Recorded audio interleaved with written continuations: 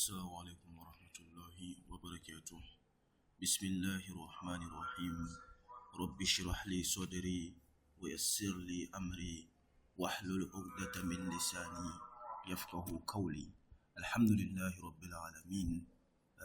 Inshallah, today we are looking at the lesson number 18, lesson number 18, and this is of course the third poem that we are seeing in this particular book, and we have a very beautiful poem here that is Tarnimatul Waladu fi Sabah. Tarnimatul Waladu fi Sabah. When we say Tarnimatun means an anthem, okay, like an anthem. So the anthem Tarnimatul Walad, the anthem of the child fi Sabah, in the morning, okay, in the morning. So this is something like an anthem or a poem, okay, a poem that the child sees in the morning is Tarnimatul Waladu fi Sabah. So here he begins by saying that Ashraqati Shamsu waqad walla zalamu hariba.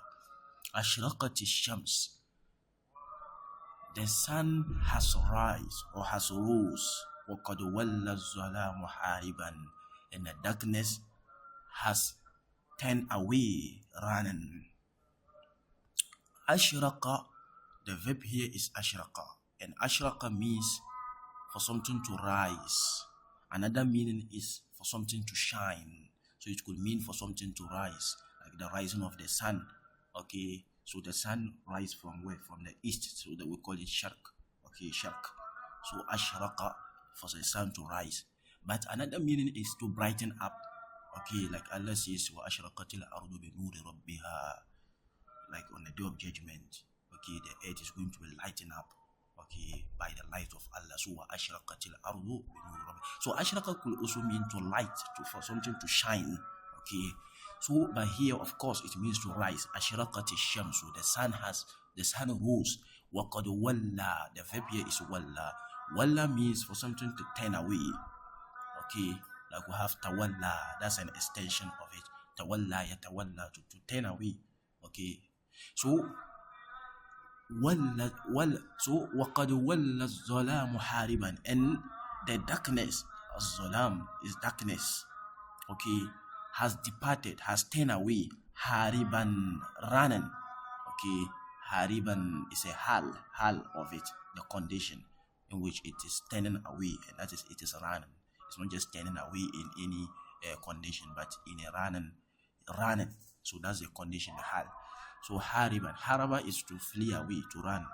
Okay, hariban here is the hal. Fashukru lillahi al-ahad shukran aziman wajiba. So you see now, fashukru lillahi al-ahad.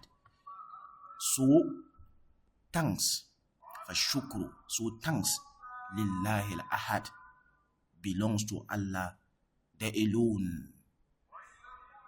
Lillahi al-ahad belongs to Allah, the alone, or the one.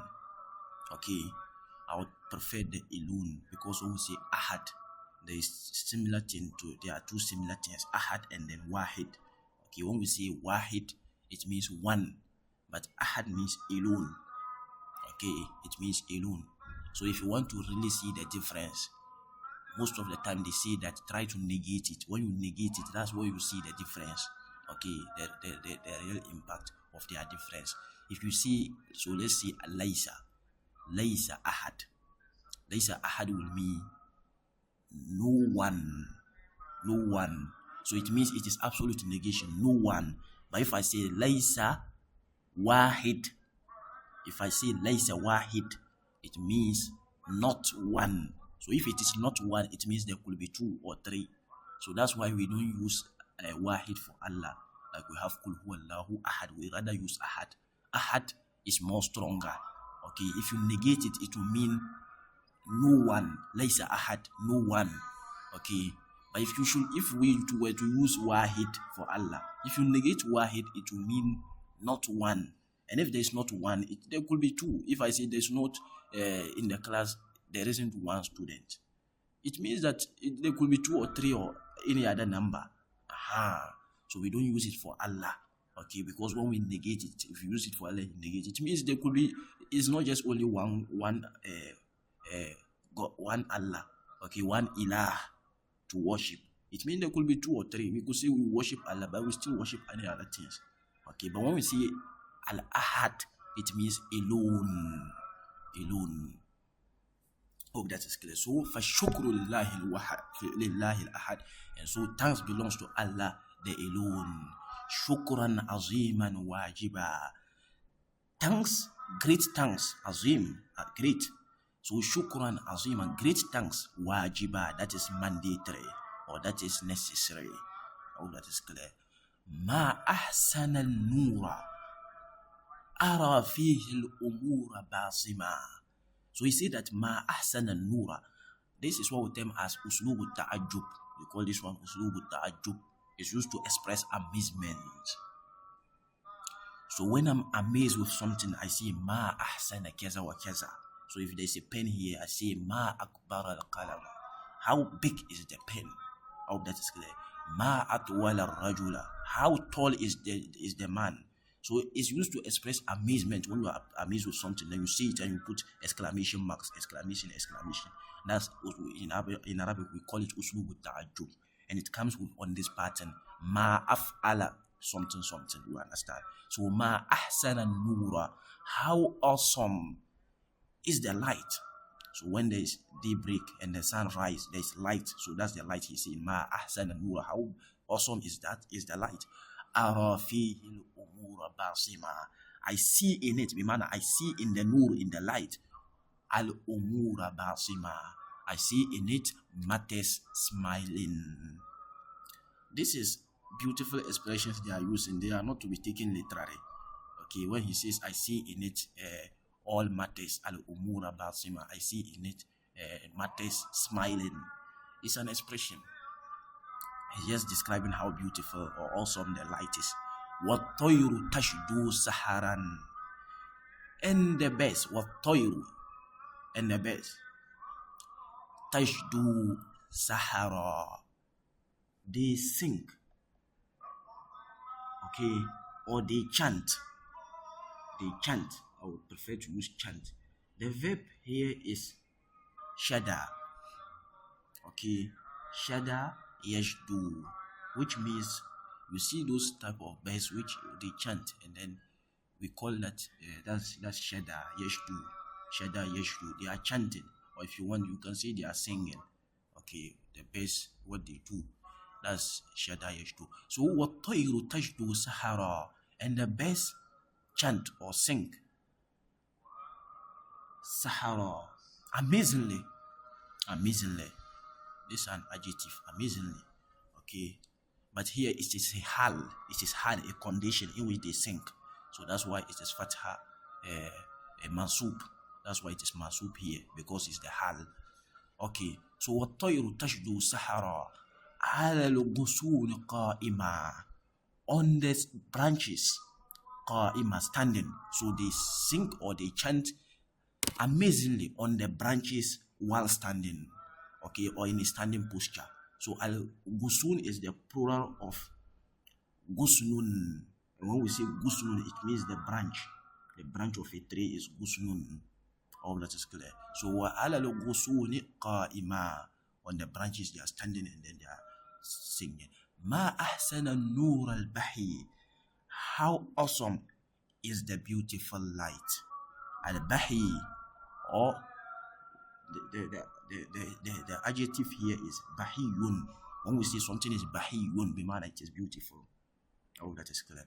So ma ahsana nur al-bahi. How beautiful or how awesome is the beautiful light. Okay. Fihi ajiddu amilan. In it I strive working. Fihi, bimana in the light. Fi nur ajiddu amilan, I strive, working. The verb here is jadda. Jadda yajiddu, which means to strive. So like the Arab says that man jadda wajada. Whoever strive, he will get what he wants. That's what they are saying. Okay. Fihi ajiddu. So jadda yajiddu. Ajiddu, I strive. So fihi ajiddu amilan. In it I strive. Amilan, working. Amilan, working. So So he says that inni awaddu da'iman, I wish. The verb here is wadda. Okay, wadda yawaddu ahaduhum law yu'ammara alfa sanatin, like Allah says. So inni awaddu, the verb is wadda yawaddu. Okay, so inni awaddu, I wish, to wish. Wadda yawaddu, wadda he wished. Okay, yawaddu he is wishing. So inni awaddu da'iman, I wish always, Allah akuna hamila, that I don't become hamila. When we say hamilun, it means something that is not important, something that is inactive. Okay, like a person, when it is used for a human being, someone who is very lazy. It's like someone who doesn't want to, he's inactive, such that he doesn't really have use or importance for in the community or in the society. So we call it hamil. Okay, so like he has just said here, inni fihi ajiddu amilan, in it I strive to work. So that's the opposite of hamil. The hamil is someone who is not important. Of course, he doesn't work, he doesn't want to put in it. He's inactive, he's kind of a lazy person. Okay, that's hamil. It depends on the context in which it's used. It has a lot of implications, but it's a negative word. It's not a good word. Of course, when it is used, when they call you hamil, you are not important, you are not useful. That's the kind of person they are saying. So, Allahu qad ajarani, Allah has ajarani. You can see jar in it, the word. So that's the nature of Arabic language. When you just see it, it's something that clicks. Okay, something that is interlinked. You know jar. Jar is the neighbor. Okay, so ajara yujiru. Okay, ajara yujiru. It means to be by someone, to be by someone's side, protecting him. That's ajara. Like we have the jar. The jar is a neighbor, and the neighbor is the one who is just by you. So ajara is the verb. Yujiru, to be by someone, mostly for protecting him. Oh, that is clear. So Allahu qad ajarani, Allah has always been by me, by my side. Min kulli, man protecting me. Min kulli sharrin fi zolam, from all evil in the darknesses. Min kulli sharrin fi zolam, from all evil in the darkness. Shukran lahu qad sonani, thanks. Shukran lahu, thanks belong to him. Qad asonani, he had protected me. The verb here is sona yasunu. Sona yasunu means to protect. Okay, sona yasunu means to protect. Okay, so shukran lahu qad sonani, thanks belong to him, he had protected me. Shukran lahu ala dawam, thanks belong to him. Thanks belong to him ala dawam, always. When we say ala dawam, it means always. The verb in itself, dawam, the verb, I'm saying the verb, the word at dawam, that's a noun. It comes from the verb dama yadumu, and dama means for something to be to remain, also for something to continue, to last. That's dama yadumu. Okay, like we say madama keza wa keza, as long as so and so is happening. So ala dawam, the verb is, as I said, let me take it again. The verb is dama yadum, and the masdar, the verbal noun, is dawam. So that's where we get this word from, dawam, from dama yadum, for something to last or to continue. So dawam means like the continuation of something, the period of continuity of something. That's dawam. Okay, so when we see ala dawam, it means continuously. Ala dawam, thanks belong to him continuously. So I think this is the end of this particular poem. So let me just read it once, and then you see tarnimatul walad fi sabah.